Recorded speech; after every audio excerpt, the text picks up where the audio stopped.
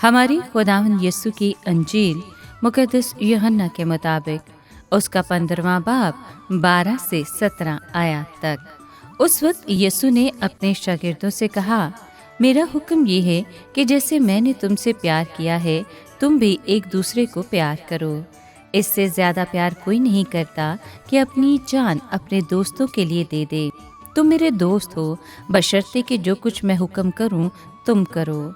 आगे को मैं तुम्हें गुलाम न कहूँगा, क्योंकि गुलाम नहीं जानता कि उसका मालिक क्या करता है, बल्कि मैंने तुम्हें दोस्त कहा है, क्योंकि जो बातें मैंने अपने बाप से सुनी हैं मैंने वो सब तुम्हें बता दी।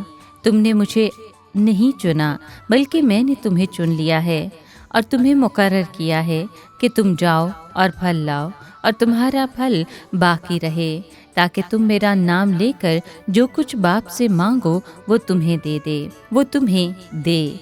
मैं तुम्हें ये हुक्म देता हूँ कि तुम एक दूसरे को प्यार करो। पाक कलाम के पढ़े और सुने जाने पर खुदावंद की बरकत हो, खुदा का शुक्र हो। अजीज दोस्तों, आज के कलाम में खुदावंद यीशु मसीह हमें एक दूसरे को प्यार करने का हुक्म देते हैं, बिल्कुल ऐसे जैसे उसने हमसे प्यार किया है। ये एक नहायत ज़बरदस्त बात है।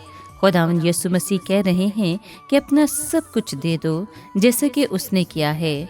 खुदावंद यीशु मसीह ने इतनी गहरी मोहब्बत की है कि वो हमारे लिए मरने को तैयार था। उसने हमें सलीब पर मरकर एक ज़बरदस्त तोहफा दिया है। खुदा की मोहब्बत एक चश्मे की मानद है जो बाप से यीशु और यीशु से हम तक मुस्तकिल बहता है।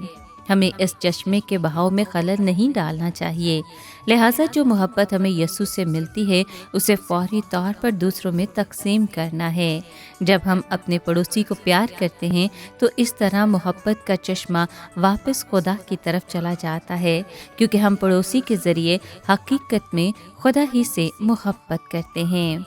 अगर तुम मेरे हुक्मों पर अमल करोगे तो मेरे प्यार में कायम रहोगे, जिस तरह मैंने अपने बाप के हुक्मों पर अमल किया है और उसके प्यार में कायम हूँ।